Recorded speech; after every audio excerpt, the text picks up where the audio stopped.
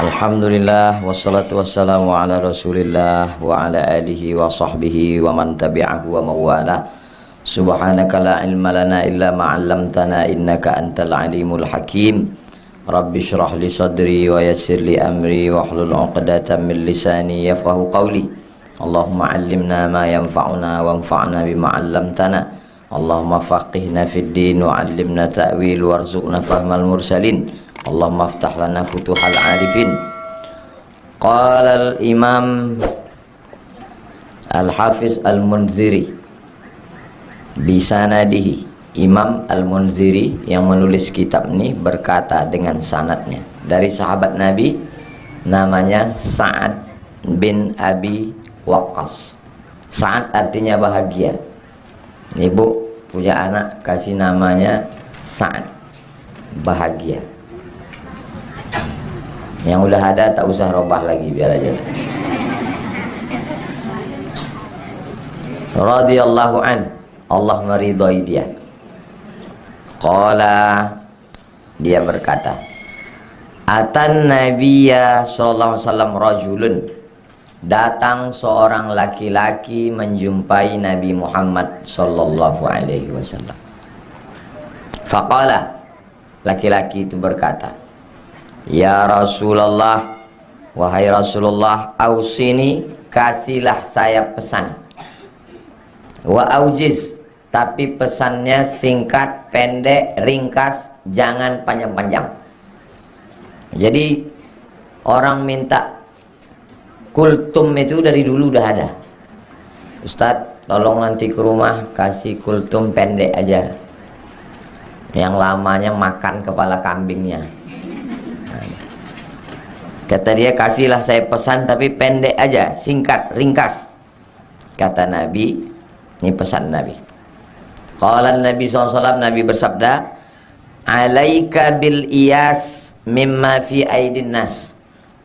Putus asalah engkau. Kita boleh tak putus asa? Tak boleh. Ini disuruh putus asa. Nanti ibu pulang ditanya sama bapak, apalah pengajian tadi? Kata ustadz tuh kita mesti putus asa bang. Hah, aneh pengajian ustadz kalian tuh. Kata Nabi, alaika bil iyas, hendaklah engkau berputus asa. Putus asa dari apa? Mimma fi aidin nas, berputus asa terhadap apa yang ada di tangan orang. Saya ini putus asa. Putus asa dari apa Pak Ustadz? Aku putus asa dari apa yang ada di tanganmu. Apa maksudnya itu? Jangan berharap pada milik. Sedang yang disuap aja kadang bisa lepas, apalagi yang masih di dalam kantong orang. Jangan terlalu banyak berharap pada orang. Sumber kekecewaan adalah terlalu tinggi pengharapan, terlalu banyak ekspektasi, tak sesuai dengan kenyataan. Makin tinggi pengharapan, makin banyak keinginan, makin dalam kekecewaan. Boleh untuk dibuat baju kaos. Makin tinggi pengharapan, makin besar pengharapan, makin dalam kekecewaan. Dibaca orang baju kaos itu, tengoknya betul baju kau nih, kata dia. Kira-kira yang saya katakan ini betul tak betul? Betul pula, kata ibu. Jadi saya tak pernah berharap apa yang ada pada orang. Yang saya harapkan hanya apa yang ada pada saya untuk bekal saya menghadap Allah Subhanahu wa ta'ala. Ibu jangan terlalu berharap apa yang ada di tangan bapak. Semakin besar pengharapan ibu, semakin tinggi keinginan, semakin dalam kekecewaan. Memang betul kata Ustadz tuh bang. Itulah tadi yang disampaikannya itu. Macam tahu pula dia hubungan kita bang. Jangan terlalu berharap. Kalau nasihat emak saya, jangan berharap pada yang ada, jangan putus harap pada yang tak ada. Jangan berharap pada yang ada. Jangan putus harap pada yang tak ada. Berharap kepada pokok kayu tumbang. Berharap kepada harta binasa. Berharap kepada kawan jadi lawan. Apalagi tahun-tahun politik ini. Maka berharaplah kepada amal soleh. Berharaplah kepada Dia yang tak pernah mengecewakan. Dia adalah Allah Subhanahu wa ta'ala. Kalau kita terlalu berharap sama orang, tak sesuai dengan yang kita harapkan, kita menjadi marah. Akhirnya kawan berubah menjadi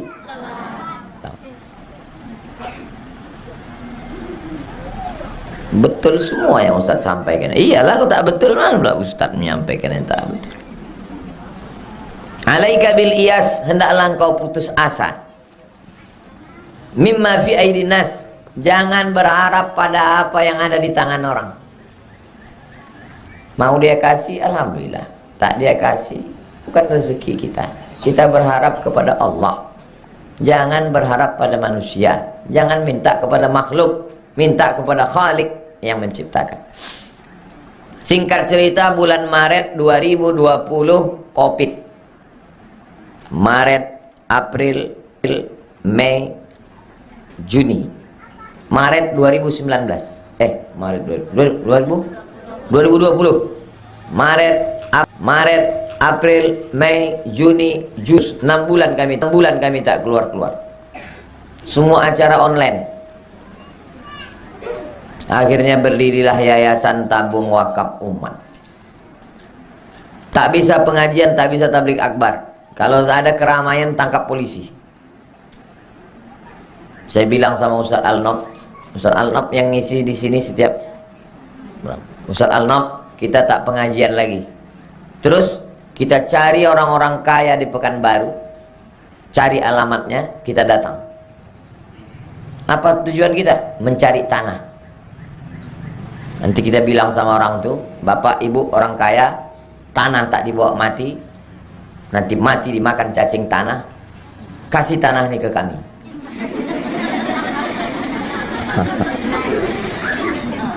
Oke lah, kata Ustaz Al-Nob. Nanti ibu tanya ke Ustaz Al-Nob. Akhirnya kami pun ke rumah orang-orang kaya di Pekanbaru. Ini ceritanya ini tentang putus asa dari tangan orang kaya. Akhirnya orang itu pun mengasih tanah lah. Saya malu melihat Ustadz orang Riau kesana kemari. Ini saya kasih Ustadz tanah, jangan pergi lagi jauh-jauh. Kasih tanah 3 hektar. Saya wakafkan tanah ini untuk Ustadz Somad karena Allah Ta'ala. Allahu Akbar. Foto. Habis itu kami periksa ke Badan Pertanahan Nasional. Rupanya tanah tubuh perkara. Masalah tanah. Dicek di BPN, kami buatlah baliho besar. Salat Idul Adha di tanah wakaf, imam dan khotib Ustadz Somad. Langsung ditelepon sama Sekda Kota Pekanbaru. Mohon maaf Bu ya, itu tanah Pemko. Nah, akhirnya pergi kami ke rumah Pak Jamil Seko. Kata Pak Jamil, ikut tanah itu tanah kami Bu ya. Hah, kamilah akad. Coba cek titik koordinat di BPN. Tanah itu bermasalah. Ditelepon balik, Pak, tanah yang Bapak kasih itu bermasalah. Dek bermasalah, itu lama kamu kasih.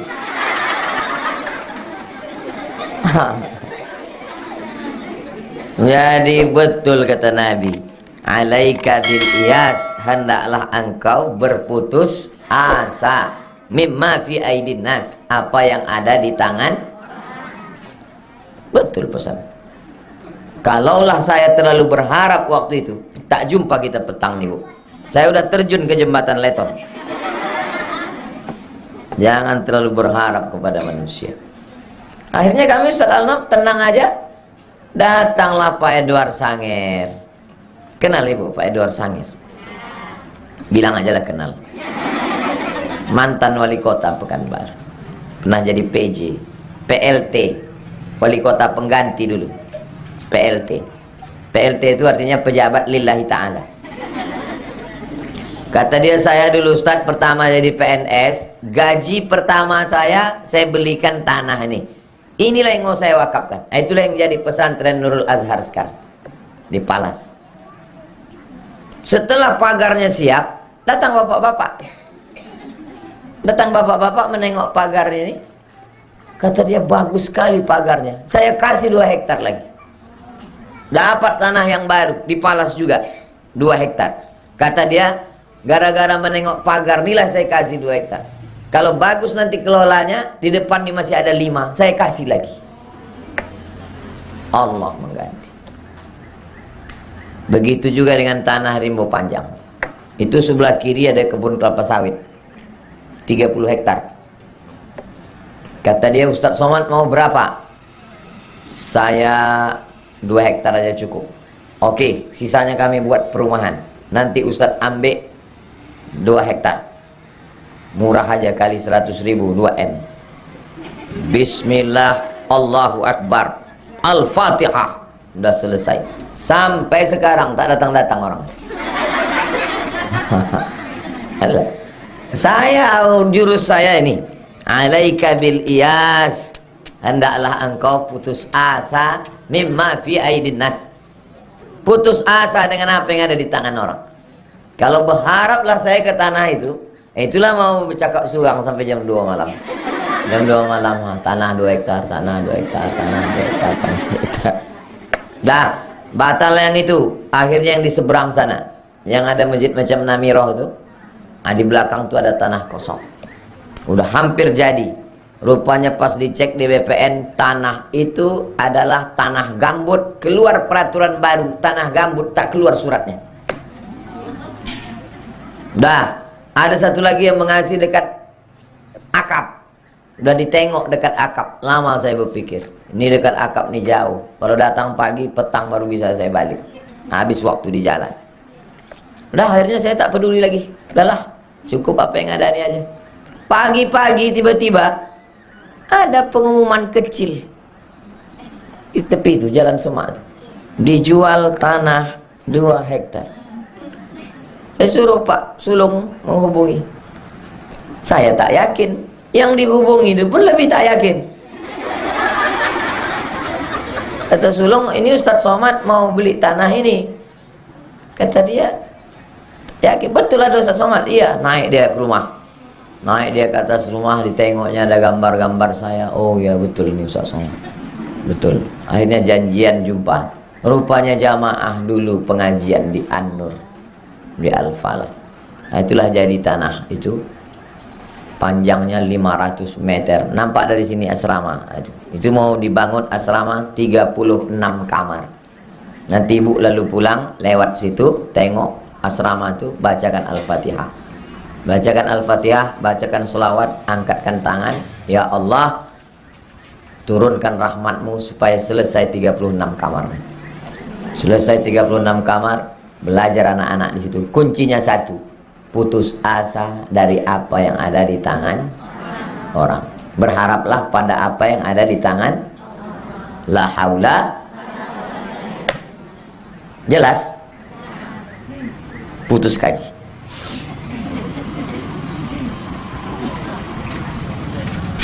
Wa iyyaka, ini yang kedua. Wa iyyaka wa tam'a. Janganlah engkau tamak. Tamak itu bahasa kitanya rakus.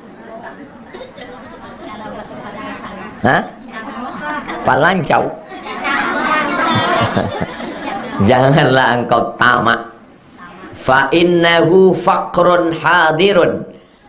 Karena tamak itu adalah faqrun, kefakiran, hadirun yang selalu datang. Orang yang tamak itu selalu merasa fakir, fakir, fakir. Fakir itu artinya kurang, kurang, kurang. Kalau miskin, ada pendapatan tak mencukupi kebutuhan, itu miskin. Kalau fakir, tak ada pemasukan sama sekali, itu fakir. Lebih parah miskin atau fakir? Lebih parah fakir. Orang yang tamak itu kata Nabi, fakrun hadirun, fakir yang selalu datang. Rumah bapak besar, mobil bapak banyak, duit bapak banyak. Betul Pak Ustaz, tapi masih banyak utangku lagi. Apa namanya itu? Fakrun hadirun, selalu merasa fakir, kurang. Jadi yang paling dikhawatirkan ini bukan miskin, tapi orang kaya bermental, orang kaya mental fakir. Ada bapak kepala kantor agama di Pelalawan, diajaknya saya makan di jalan Pelalawan, simpang pom bensin yang bagus rumah makan. Ustaz, ayo awak makan. Ayo. Kan tak ada doa tolak makan kan? Yang ada tolak bala kan? Lo makan apa pula ditolak? Ayo. Ditengoknya saya makan sikit. Kata dia, Ustaz jangan makan sikit. Makan aja semua. Nanti kalau kita mati tak bisa makan lagi. Ada orang kampung saya Pak Ustaz, kalau lewat 10 kol diesel, 7 punya dia. Lewat 10 kol diesel, 7 punya dia. Kaya apa miskin? Kaya. Berarti 3 itu yang punya orang, 7 punya dia. Tapi kalau berangkat dari rumah Ustaz, pakai botol, tapi isinya diisi minyak, diisi air masak dari rumah. Botolnya diisi air masak di rumah. Tak mau membeli minuman botol. Botol diisi. Kalau ada laki ibu macam itu, diisi air masak dari rumah. Di dalam tasnya Pak Ustaz, tasnya macam tas laptop, isi rebus pisang. Asar lapar perutnya, dibukanya lah tas laptopnya itu, makan rebus pisang. Kalau makan sama dia Pak Ustaz, makan sama dia, pas giliran membayar, pura-pura dia mencret ke dapur. Nah itu namanya tamak. Fakrun hadirun, 9 kol dieselnya tak mau beli air botol. Saya tanya, mana dia sekarang Pak? Mati. Kemana lah kol dieselnya itu? Habis diambil bininya. Nikah sama brownies, berondong manis.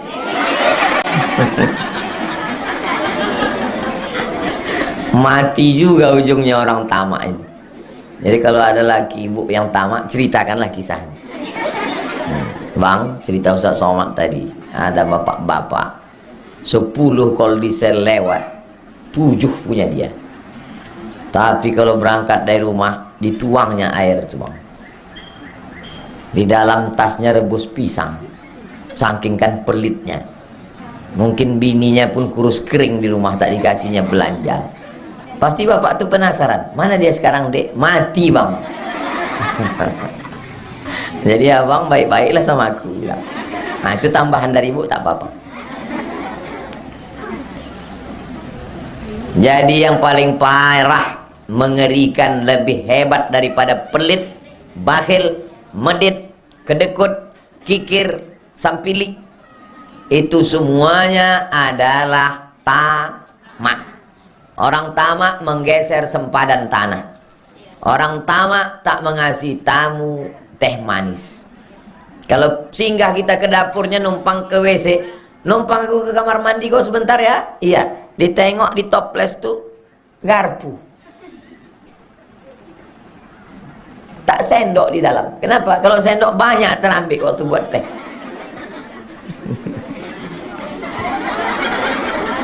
Parah itu. Bertamu kita ke rumahnya, disuruhnya anaknya, nah coba kau kejar-kejarkan ayam tuh dulu. Udahlah jam 12.30, kan kejap lagi waktu makan siang kan. Akhirnya sholat zuhur kita pun bilang, alah udah azan pula nih, tak enak. Permisilah saya Pak. Alah janganlah dulu Pak Ustadz, itu si anu tadi ngejar-ngejarkan ayam tadi. Dari jam tengah 12 tadi anaknya tuh mengejar-ngejarkan ayam. Karena anak itu memang bukan disuruhnya menangkap ayam, disuruhnya ya kayak, tolong kau kejar-kejarkan ayam itu dulu. Anak itu kan ngejar-ngejar ayam. Pas sudah berdiri kita mau balik, alah Ustaz cepat kali ini, janganlah berangkat dulu Pak Ustaz. Alah Pak Ustaz ini kata. Kok dapat kawan model begini, memang berkesan lah kita. Nah, kita doakan mudah-mudahan dapat hidayah. Udah kita doakan tak juga berubah dia, mudah-mudahan terbukalah pintu liang lahatnya. Didoakan ibu tuh pula. Yang pertama, berputus asalah dari apa yang ada di tangan orang.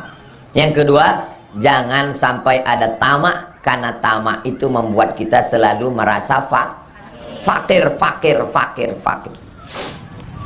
Yang ketiga, wa iyyaka wa ma yu'tadzaru minhu. Wa iyyaka, hati-hati engkau, jangan kau melakukan sesuatu wa ma yu'tadzara minhu, yang akhirnya kau minta maaf. Pikir dulu pendapatan, sesal kemudian tiada berguna. Jangan sampai setelah cakap keluar baru menyesal, mau minta maaf, mimda teh malam wau depan lu. Iyyaka wa ma yu'tadzaru minhu. Hati-hatilah engkau, jangan sampai kau melakukan sesuatu yang akhirnya kau minta maaf. Tapi kalau tersilap tersalah, apa boleh buat? Nasi sudah jadi tai ayam. Jangan malu minta maaf. Saya kalau salah, saya kalau silap, saya minta maaf. Makanya setiap di akhir tausiah selalu itu saya bilang, maukah Bapak Ibu memaafkan segala silap salah saya? Maaf, katanya. Habis. Tapi sebelum itu berpikir kita dulu. Jangan bercakap lempang-lempung, pungpang, tak dipikirkannya. Macam tempurung kelapa digasak sama kukuran. Tahu ibu kukuran kelapa? Berputar terus. Tak dipikirkannya, kelapa itu udah habis. Batoknya pun dibantainya juga. Pikir baik-baik. Karena kalau udah kata nih menyentuh perasaan orang, permisi dia langsung. Permisi ya mbak, katanya, balik. Macam kaca jatuh ke batu. Galah patah boleh disambung, kaca retak boleh direkat. Tapi kalau sudah hati yang hancur, kemana obat akan dicari. Boleh untuk update status besok pagi. Ibu, seragam hitam nih dari majelis taklim mana bu? Bukit Tinggi Urang Awak Kasadono. Salame datang di Rimbo Panjang. Jamaah kami ko indah ado saragamnya. Ala 2 tahun mengaji, indah ado basaragam. Mohon maaf, 10 jari diangkek sabaleh jo kapalo. Memang ambo kecekkan kau uni ambo kecekkan awak memang indak basaragam. Dek apa? Sebab di beberapa tampe orang indak tibo dek malu alun lunas saragamnya. Tapi ibu lanan dari Kamang lanan basaragam rancak mana elok. Mantap, sanang kami mendengar mencaliannya. Pengajian sore Jumat di Siko, sore Jumat salapeh asa, indak basaragam, indak ba iuran. Tapi alhamdulillah sampai kini indak putui kue kotak. Entah dari mati bonyo, itu Allah Ta'ala nam punya kuasa. Mendengar ibu-ibu dari Bukit Tinggi baru bahlo baso awak gini kok. Aloi. Lai marati ibu-ibu. Rupanya ibu kau orang Bukit Tinggi jo.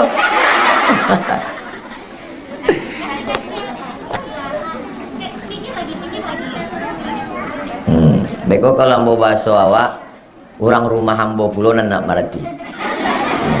Inyo sabananya orang awak juo tapi dah dek lamo di Jombang jadi ora isonya. Wa dzakara misla hadisi Jabir. Disebutkan juga seperti hadis yang diriwayatkan oleh Jabir, lakin bil infirad. Bilafzi ada lafaz iyyaka, hati-hatilah engkau. Rawahul Hakim, Hadis ini disebutkan oleh Imam Al-Hakim. Nama kitabnya Al-Mustadrak. Wa sahhahahu. Katanya ini hadis sahih. Dari mana Uni tadi? Pengajian Ustaz Samek. Ustaz Somad ke asawaknya Ustaz Samek. Anu kecek kan Ustaz Samek tu tadi. Nyo disabutnya ada 3. Nampak tamu jangan barok bananan di tangan orang. Nang kedua jangan tamak fakir nan indak bakas sudahan. Nang ketiga jangan membuat sesuatu rupanya awak kamu minta maaf. Oh, itulah sahih hadis yang disampaikan Ustaz. Ayo sahih. Mudah nggak tadi keceknya sahih. Siapa meriwayatkannya? Itu tidak ingat dia. Imam Al-Hakim. Nama kitabnya Al-Mustadrak. Lah ingat? Ingat, kalau tidak ingat tidak apa. Sebab ikon direkam bisa diulang. Beko sampai ke Bukit Tinggi di Kamang. Di share linknya di channel Ustaz Abdul Somad Official. Subscribe, like, share, and comment. Itunya. Wal Baihaqi. Imam Al-Baihaqi juga ada meriwayatkan hadis ini dalam kitab Az-Zuhdu. Wal labzulahu. Lafaznya ada dalam Imam Al-Baihaqi. Ambo lanca bahasa Minang iko waktu di Mesir. Sebab di Mesir ambo bakawan-kawan jo dari Padang Panjang, dari Payakumbuh. Orang awak kon ndak amunya bahasa Indonesia. Jadi terpaksa awak belajar bahasa Minang. Dia tahu ada jurusnya. Kalau kucing, kuciang. Kalau kambing, kambiang. Jadi awak sabit lah kupiang. Rupanya talingo. Itu jadi ndak kasadonya I equate jurus kaedah rumus grammar. Oke, hadis nan 245. Awak membaca hadis ko sampai pukul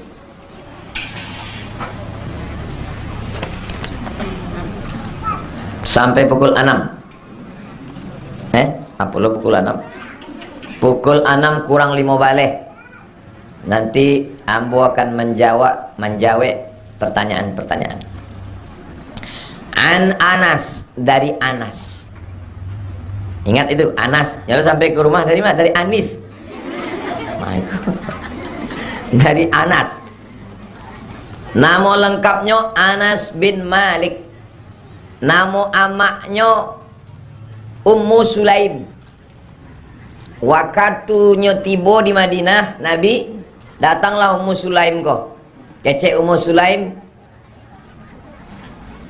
Orang nang kayo-kayo magiah tanah, magiah hunto, magiah kudo. Ambo indah ada nambo agiah ke engkau ya Rasulullah. Ikolah anak ambo ko. Itulah anaknya nyagiah ke Nabi, umurnya 10 tahun. Nama anak itu Anas bin Malik. Baru tuang bana Anas bin Malik diserahkan amaknya ke Nabi Muhammad sallallahu alaihi wasallam. Didoakan Nabi lah Anas bin Malik iko. Doa Nabi, Allahumma aksir amwalahu wa auladahu waj'alhu min ahlil jannah. Ya Allah, banyakkan haratonya, banyakkan anaknya. Maka dituang anak cucu Anas bin Malik waktunya meninggal labiah 100 orang. Anak cucunya labiah 100 orang. Itulah hebatnya Anas bin Malik. Orang kasadonyo punya kebun kurma, setahun panennya sekali, kebun inyo setahun 2 kali. Dek doa barokah dari Nabi. Makanya ambo kini kalau ada orang membawa anak ketek, Ustaz doakan anak ambo kok, Allahumma aksir amwalahu wa auladahu waj'alhu min ahlil jannah. Ustaz doakan anak ambo kok, Allahumma aksir amwalahu wa auladahu waj'alhu min ahlil jannah. Mana tahu ibu nanti ada orang anaknya ketek minta doa, Bu doakan anak saya. Nah, kalau tidak bisa bahasa Arab, aswawak sih di dalam hati yang kare-kare. Doakan tidak mesti bahasa Arab, kayak bahasa Arab. Ya Allah, banyakkan anaknya, banyakkan bininya, banyakkan anak-anaknya.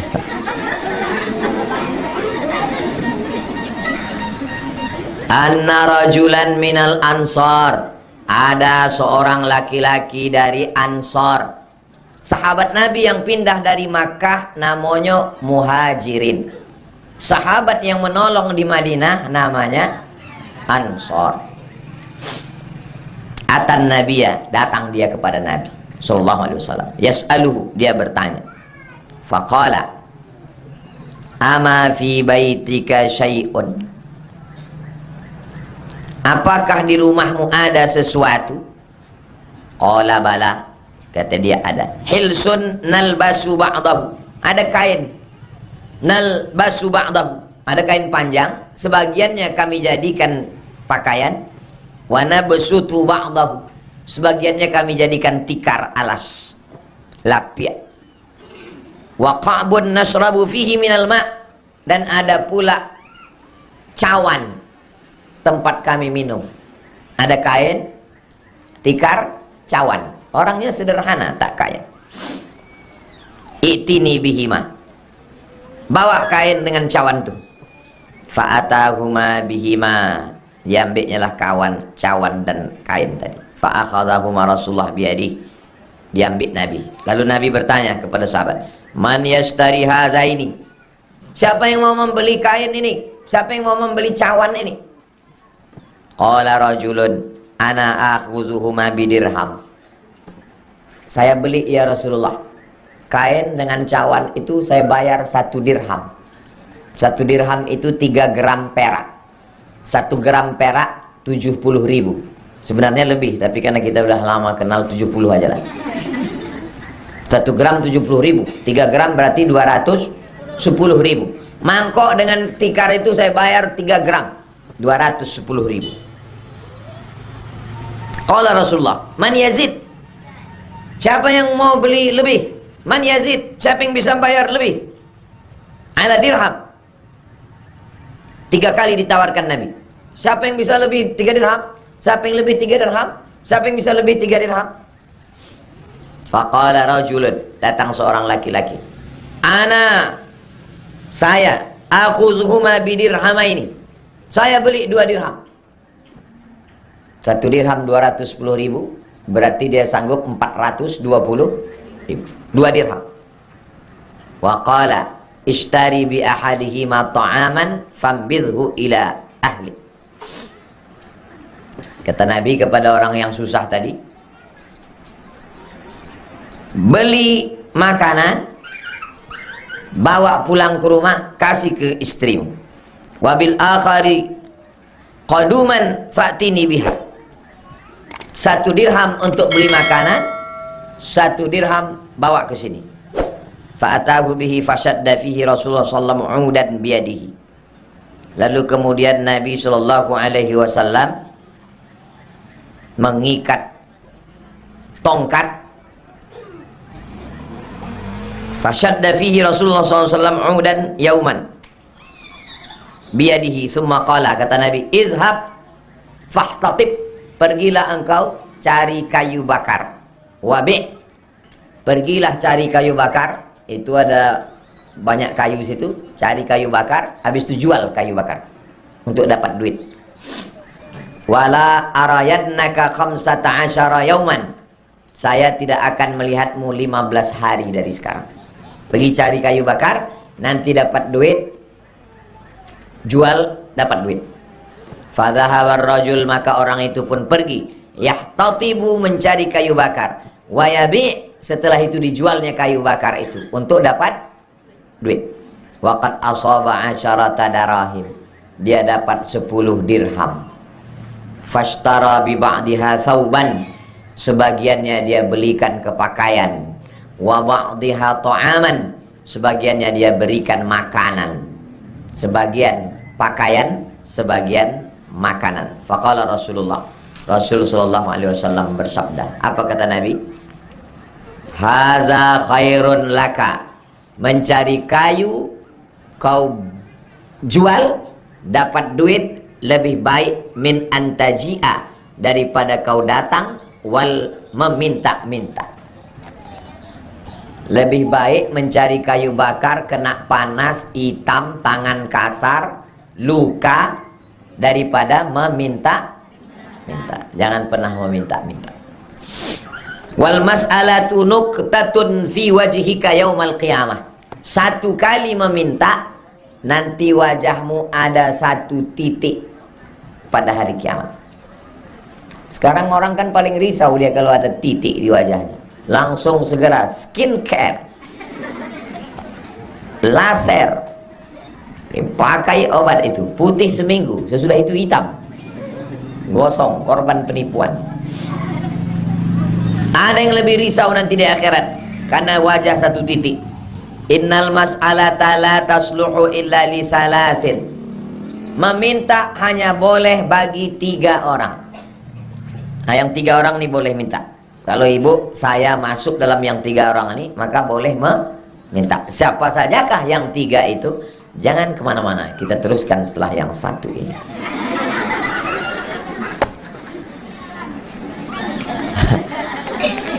Yang pertama, yang boleh meminta-minta adalah zi faqrin mudqi'in, orang yang sangat fakir.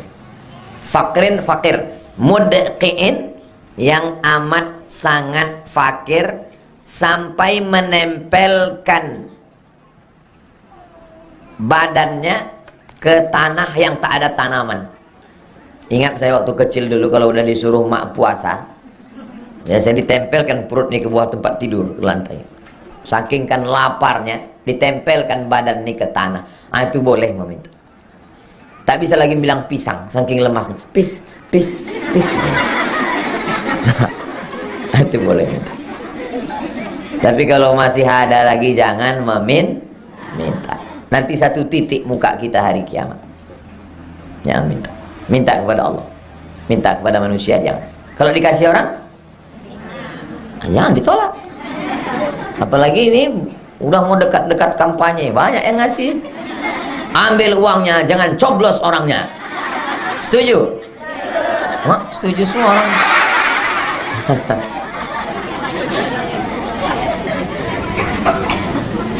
Gimana lah Pak Ustadz? Datang dia tadi pagi mengasih duit 1 amplop 500.000. Saya udah menolak. Udah saya tolak gini ya, dipaksanya juga Pak Ustadz. Akhirnya saya ambil juga Pak Ustadz.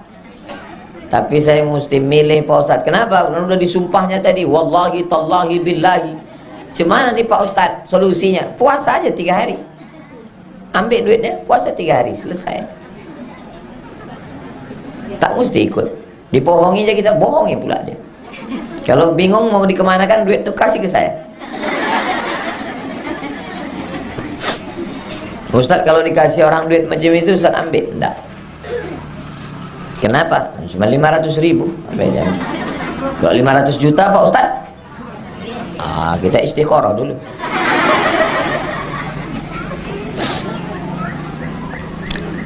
Lidhi fakrin mudqi'in, orang yang sangat fakir sampai menempelkan badannya ke tanah saking laparnya, itu boleh minta. Tolonglah aku, boleh. Itu tidak hitam mukanya insyaallah.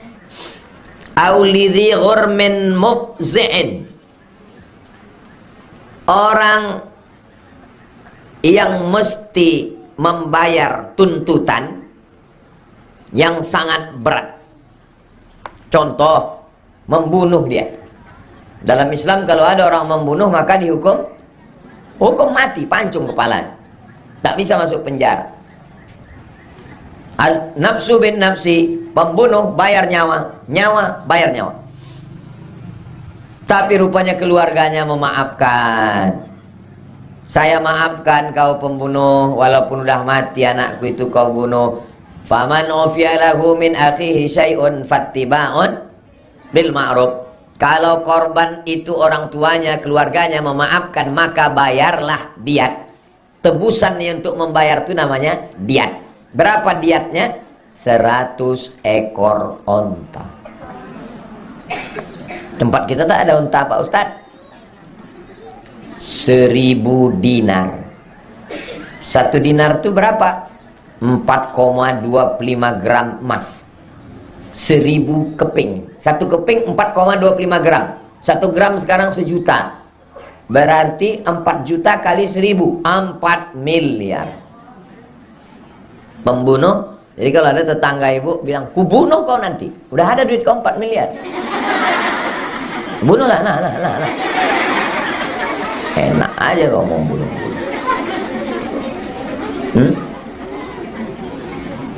1 dirham 3 gram perak. 1 dinar 4,25 gram emas. Kalau dalam pengajian saya bertanya, ibu-ibu jangan cemas. Itu nanti saya jawab sendiri. Aku kalau Ustaz tuh pengajian takut aku. Dia bertanya selalu. Perhatikanlah, setiap saya nanya itu saya jawab sendiri. Berapa 1 gram emas? 1 dinar itu 4,25 gram. Saya jawab sendiri, tak usah cemas. Bukan diam aja. Dia nanti dijawabnya sendiri tuh nanti.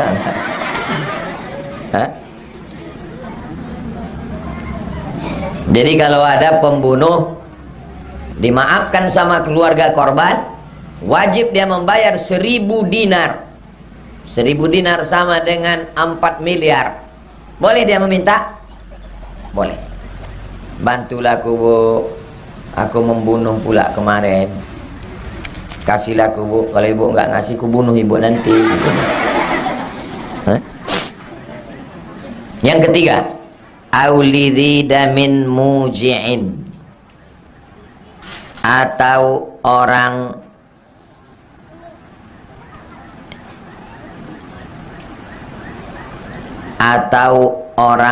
yang dibebani membayar tuntutan hukum. Kalau yang tadi umum, beban hutang, beban perkara.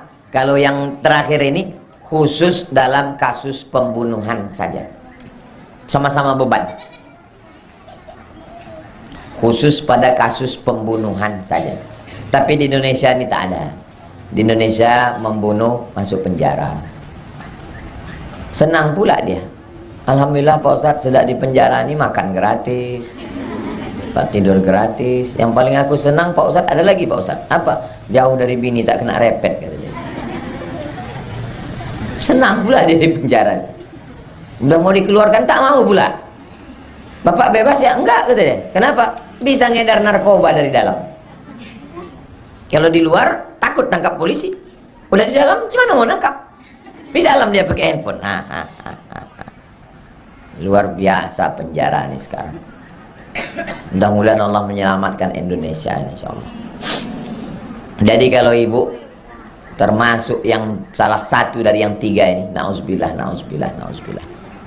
maka bolehlah dia. 1, fakir sangat lapar sampai menempelkan badan ke tanah, boleh minta. 2, dibebani tuntutan hukum, apakah kasus utang atau pelanggaran lainnya. 3, dalam kasus pembunuhan mesti membayar tebusan, maka masuk dalam yang 3 ini salah satunya, boleh meminta.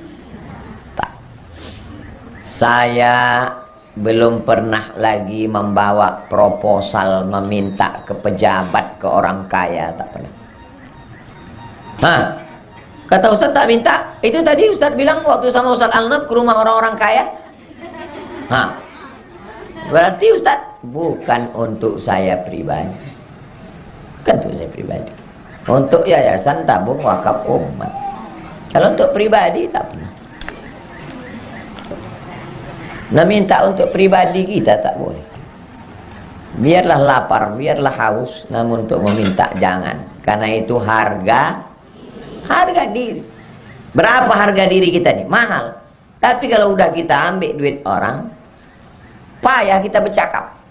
Saya sekarang bercakap sesuka hati saya. Kenapa? Karena mulut saya kosong. Kalau mulut udah berisi, tersumbat, payah bercakap. Ustadz, ini apa hukumnya? Haram. Bisa bercakap. Tapi kalau mulut berisi, ini apa hukumnya? Jangan sampai kita dijengkali orang. Ikrar. Alah Ustaz Somad itu gayanya aja itu haram-haram. Kasih duit makruh. Ini berapa? Ini saya dapat sogok nih Pak Ustaz 500 juta. Haram. Kita bagi 2 Pak Ustaz. Makruh. Sekali haram tetap haram. Itulah harga diri kita. Rawahu Abu Daud. Hadis ini diriwayatkan oleh Imam Abu Daud. Wal lafzulahu, lafaz hadis yang saya bacakan tadi diambil dari kitab Sunan Abi Daud. Wa akhrajat Tirmizi, ada juga dalam kitab Sunan Tirmizi. Wan Nasa'i, ada juga dalam kitab Sunan Nasa'i. Tarfan minhu, sebagiannya, tak semuanya. Apa status hadis ini? Qala Tirmizi, kata Imam Tirmizi, hadisun hasan. Hadisnya hadis hasan. Paling tinggi sahih. Di bawah sahih hasan. Di bawah hasan dhaif. Di bawah dhaif maudhu. Ibu tahu saya jawab sendiri. Gini kan aja.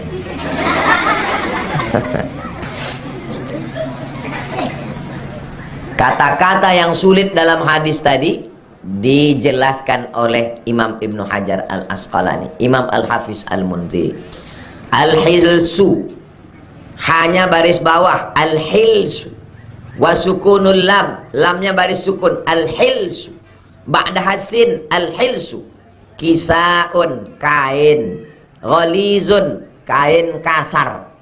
Kain ibu ini halus karena harganya mahal. Kain kasar macam goni, harganya murah. Yakunu ala zahril ba'ir, kain kasar yang biasanya diletakkan di atas unta. Kalau kita naik unta kan tak mungkin langsung ke badan unta itu, diletakkan. Orang kita menyebutnya pelana, bukan celana, pelana. Wa summiya bihi ghairuhu mimma yudasu wa yumtahanu minal aksiyah. Benda lain juga disebut dengan itu. Wa qauluhu mudqi, tadi ada disebut dalam hadis itu mudqi bi dhammi awalihi mu, sukun dal, mud, kasril qaf qi, mudqi. Cara membacanya mudqi, artinya asyadid, orang yang dalam kesulitan. Alladzi yalsiqu sahibahu bid-duqa ail ard alladzi la nabata biha. Orang yang dalam kesulitan, kesusahan, kepayahan sampai menempelkan badannya ke tanah saking susahnya, saking laparnya. Tak sanggup lagi berdiri. Tak bisa tulang belakang ini tegak. Wal ghurmu bi dhammil mu'jamah. Ghurmu ma yalzamu ada'uhu takallufan la fi iwadin, membayar denda tuntutan. Wal mubzi bifa'in wazain, mubzi asyadidu syani, orang yang dalam amat sangat kesusahan. Zuddamil muji, dia wajib membayar dam. Dam artinya darah, darah artinya nyawa, wajib membayar tebusan nyawa. Alladzi yatahammalu diyata qaribihil qatil, yang wajib membayar tebusan pembunuhan. Yadfa'uha ila awliya'il maqtul, yang dibayarkannya kepada keluarga korban yang terbunuh. Walau lam yaf'al qutila qaribuhu, kalau dia tidak membayar maka keluarganya yang akan dipancung mati. Au hamimu, atau orang dekatnya. Alladzi yatawajja'u liqatlihi, yang merasa sakit karena pembunuhan tersebut. Orang begini boleh minta, yang lain daripada itu tak boleh meminta. Mudah-mudahan Allah menyelamatkan kita dari minta-mintaan, insyaallah. Hadis yang terakhir, supaya pertemuan besok subuh bab baru. Besok subuh ada pengajian di masjid. Malam ini tablik akbar habis isya. Ibu udah dapat jadwalnya? Ya, besok. Habis isya nanti malam di Panam dan besok subuh. Jadwal saya di Pekanbaru 5 pengajian. Khutbah Jumat tadi, sore Jumat, malam Sabtu, Sabtu subuh, dengan besok Sabtu duha. Kalau sepanjang jalan Kamboja ini 4 kali. 1, 2, 3, 4. Pengajian di sini 1 kali, Jumat ke. Datanglah orang Rimbo Panjang ke rumah. Ustaz Somad nih ngisi pengajian jauh-jauh ke Jakarta, ke Bandung, ke... Kenapa tak pernah di Rimbo Panjang? Kau tak datang, saya bilang. Hadis yang terakhir 264. Wa anil Miqdam bin Ma'di Karib. Dari Miqdam bin Ma'di Karib radhiyallahu an anin Nabi dari Nabi SAW, ma akala ahadun ta'aman, seseorang yang makan makanan khairan, tidak ada makanan yang lebih baik, min an yakula min amali yadih, makan dari hasil tangannya sendiri. Betani, tanam sendiri. Menangkap ikan, tangkap sendiri. Berkebun, tanam sendiri. Jual makanan rumah makan, masak sendiri. Yang paling bagus adalah makanan dari kerja tangan sendiri. Banting tulang, tunggang langgang, lintang pukang, kepala jadi kaki, kaki jadi kepala, lebih baik daripada meminta Sekarang ada pengemis yang gajinya sebulan 500-100 juta, tertangkap, rumahnya mewah, mengemis. Pergi kita pagi di lampu merah itu, bininya butuh. Sore kita pulang, lakinya butuh. Ganti-gantian orang tuh. Saya dewan juri musabaqah tilawatil Quran di Bengkalis, tanggal 12 bulan 12 2012. Jadi habis acara tuh makan Pizza Hut kami di pantai Marina Bengkalis. Makan, tapi bukan pizza yang Pekanbaru tuh, pizza di sana. Tepung sagu. Tepung sagu diletak di talam, dibakar, dimakan pakai ikan asin. Nah itu pizza di sana. Kami cocah lah, kami colek, kami makan. Tiba-tiba datang pengemis meminta begini di samping saya, yang selalu saya kasih duit di pasar pagi Arengka. Pas saya tengok dia, saya bilang, aku aja seumur hidup baru ini sampai kemari, kau sampai juga ke sini. Siapa membawa kau kemari? Bisa pula dia tak menengok sampai dia ke, berarti ada sindikat. Ada orang ini dibawa, diantar ke lampu merah. Saya karena sibuk aja. Kalau tak sibuk lah saya kosong, mau saya buatkan video kontennya. Pagi-pagi kan, pagi habis subuh ditengok saya datang. Konten, hai guys, dia mulai datang. Dia mengantar. Rupanya ini dia orangnya. Nah, nanti sore diantar. Itu. Lah anak-anak muda ini tak ada pikirannya untuk membuat konten. Saya terpikir saya itu. Mudah-mudahan nanti dipilihkan Allah pemimpin yang adil dan amanah.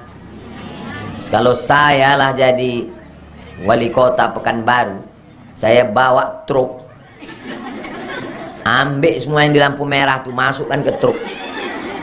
Di mana dibawa Pak Ustadz? Itu kan banyak asrama kosong bekas wisma atlet. Masukkan situ. Apa yang bisa dia kerjakan? Bisa dia menyulam, bisa dibuat keset kaki, bisa dia buat apa, hasilnya bantu. Daripada berserak-serak di jalan, maksa pula tuh, tak dikasih marah. Badannya macam panci. Manusia apa tuh? Hah? Manusia aluminium itu.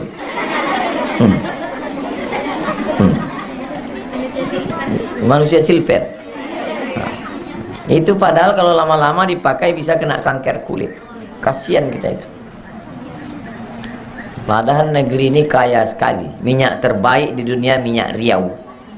Riau ini di bawah minyak, di atas minyak, di bawah minyak bumi, di atas minyak jelantah, minyak sawit. Tak usahlah kita ceritakan, panjang ceritanya nanti. Wa inna nabiyallahi Daud, Nabi Daud kana yakulu min amali yadihi. Nabi Daud itu makan dari hasil kerjanya sendiri. Nabi Daud itu nabi sekaligus raja. Orang barat menyebutnya King David, King Raja. David, Daud. Dia punya anak King juga, namanya King Solomon. Itulah dia Nabi Sulaiman. Ada yang menyebut King Solomon ini kekuasaannya sampai ke Yogyakarta, Sleman, sampai ke Riau, Pak Leman. Nama laki Sulaiman, nama bini Toibah, nama anak Letoy. Banyak orang sekarang ngasih nama anak, nama laki, nama bini campurkan. Apalah kalian. Mohon maaf Ibu Toibah kalau kebetulan ada. Nabi Daud alaihissalam, anak-anak hafal Quran nih, hafal di ayatnya. Saya bacakan. Wa alanna lahul hadid. Kami lunakkan baginya besi. Nabi Daud tuh kalau dipegangnya besi itu bisa lunak, macam ibu mau megang tepung untuk membuat onde-onde. Masukkan gula merah, dimakan, ya gitu orang. Padahal lupa ngasih garam. Zaman dulu mana ada sarung tangan, buah melako. Lunak di tepung, lunak besi itu dipegang Nabi Daud, dibuatnya baju besi untuk perang, dijualnya. Walaupun dia raja, Nabi Daud itu amalnya paling bagus. Apa amalnya? Puasa Nabi Daud. Padahal dia raja. Ada pula ibu-ibu bertanya ke Ustadz, Ustadz Somad, ya, suami saya Pak Ustadz, kenapa dia sembayangnya sembayang Nabi Daud? Cemana bu? Sembayang sehari tak sembayang? Mana ada itu? Yang ada puasa Nabi Daud. Mana ada sembahyang Nabi Daud? Membohong aja.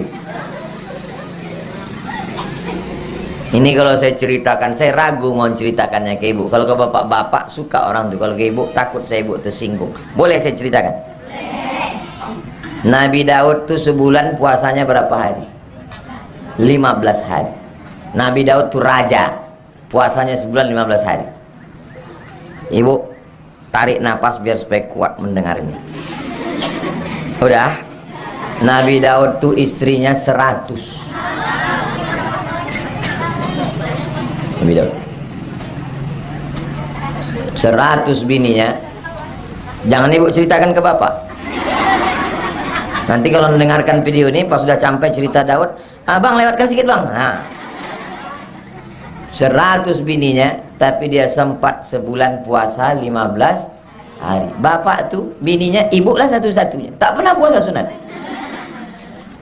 Pas jumpa nanti sama Nabi Daud, tengok Nabi Daud, kau berapa bini kau? 1. Pernah kau puasa sunat? Tidak. Kiki gitu Nabi Daud. Nabi Daud tuh raja, duitnya banyak, penguasa, anaknya raja, puasanya 15 hari dalam sebulan, dan amal, tak usah diulang lagi, dan amalnya dari tangannya sendiri. Mudah-mudahan anak-anak kita jadi raja macam Daud. Siapa nama anak ibu? Daud. Mantap. Apa kerjanya sekarang? PNS Pak Ustaz. Rawahul Bukhari. Hadis ini ada dalam Sahih Al-Bukhari. Sahih Pak Ustaz. Kalau udah Sahih Bukhari, sahih. Itulah hadis yang kita kaji petang ini. Besok subuh bab baru. Nah, inilah yang kita bahas insyaallah. Terima kasih segala perhatian. Mohon maaf segala khilapan. Kita jawab beberapa pertanyaan. Macam arisan. Hah? Tah blender siapa lah yang dibawa? Punya ustazah ini mungkin.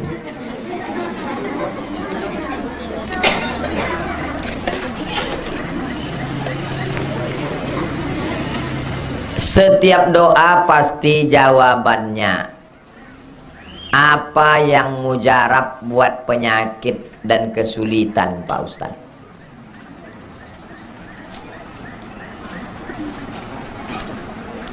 Ya Syafi, engkau yang maha menyembuhkan. Ya Kafi, engkau yang maha mencukupkan. Ya Mu'afi, engkau yang maha menyehatkan. Ya Kafi, engkau maha mencukupkan. Ya Mu'afi, engkau maha menyehatkan. Ya Syafi, ya Kafi, ya Mu'afi, isfi mardana, sembuhkanlah saudara kami yang sakit. Syifaan ajilan, kesembuhan yang segera. Ada zikir-zikir, nanti saya kirim ke, Masya Allah, calon menantu.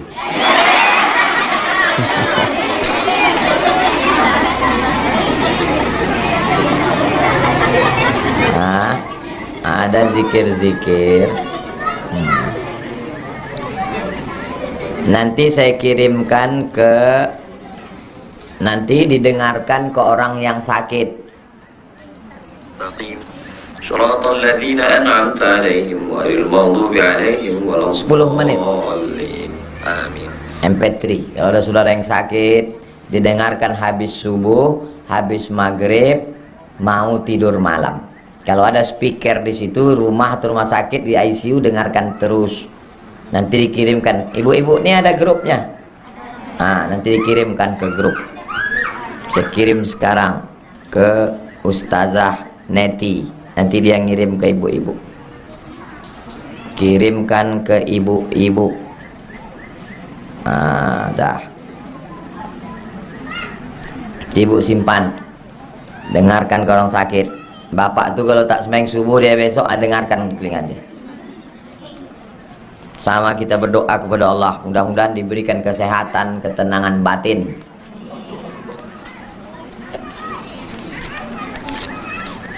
Bolehkah seorang ibu meminta kepada anaknya? Datang seorang anak melapor ke Nabi, ya Rasulullah, ya, ayahku mengambil duitku. Apa kata Nabi? Anta wa maluka li abik. Jangankan duitmu, badanmu, dirimu, hartamu punya bapakmu semua. Jadi kalau ibu datang ke anak ibu laki-laki, nak, tolonglah mak. Apa kata dia? Tunggu ya mak, kutanya biniku dulu. Ibu mengandung dia 9 bulan 10 hari, melahirkan dia, tak sempat makan, tak sempat minum. Sesudah umur 25 tahun baru berjumpa dia sama bininya itu. Sekarang minta nasi sebungkus pun payah. Wahai laki-laki, muliakan ibumu, maka kau akan dimuliakan Allah SWT. Itulah maka nama yayasan ini, nama emak saya, Yayasan Pendidikan Hajah Rohana. Nama rumah itu tulis besar-besar, Rumah Oma, untuk mengajar anak-anak muda supaya dimuliakannya maknya. Jadi kalau ada laki-laki, anak ibu laki-laki takut dia sama bininya, itu insya Allah kalau mati dia tidak kena azab kubur. Kata malaikat, ini tak usah diazab lagi, udah azab kali di dunia. Kok bisa takut dia? Semoga kita semua dalam lindungan Allah, amin. Adakah makna dari mimpi berjumpa dengan para habib? Kalau kita jumpa ulama, artinya kata Imam Ibnu Sirin, berarti kita sama manhaj kita dengan ulama itu. Saya berjumpa dengan Habib Anis yang punya ijazah Simtud Durar Solo. Pas saya sedang berjalan dalam mimpi itu, nampak saya beliau sedang duduk di masjid. Apa artinya? Bahwa saya satu akidah dengan beliau. Akidah saya Asy'ari, fikih saya Syafi'i, saya bertasawuf Sunni, dan pencinta habaib zuriat Nabi sallallahu alaihi wasallam. Itu artinya kalau kita mimpi dengan ulama. Tak sampai seminggu yang lalu mimpi jumpa Ustadz Tengku Zulkarnain. Berarti ruh itu berjumpa. Ruh saya dengan ruh Ustadz Tengku itu berjumpa di alam waktu tidur. Yumsikur ruh, ruh orang yang meninggal itu ditahan Allah. Ruh orang yang hidup itu balik masuk ke jasad. Itu maka waktu bangun itu kita katakan alhamdulillahilladzi ahyana ba'da ma amatana wa ilaihin nusyur. Hidupkan lampu, matahari udah tenggelam. Di rumah saya ada ayam datang, tak tahu entah punya siapa. Sudah ditanya ke tetangga sekitar, orang-orang kampung, tak ada yang merasa itu ayam dia. Saking lamanya ayam itu di rumah saya, ayam tersebut sudah beranak pula. Apakah boleh ayam tersebut saya beli dengan cara uangnya saya letakkan di masjid? Atau bagaimana Pak Ustadz?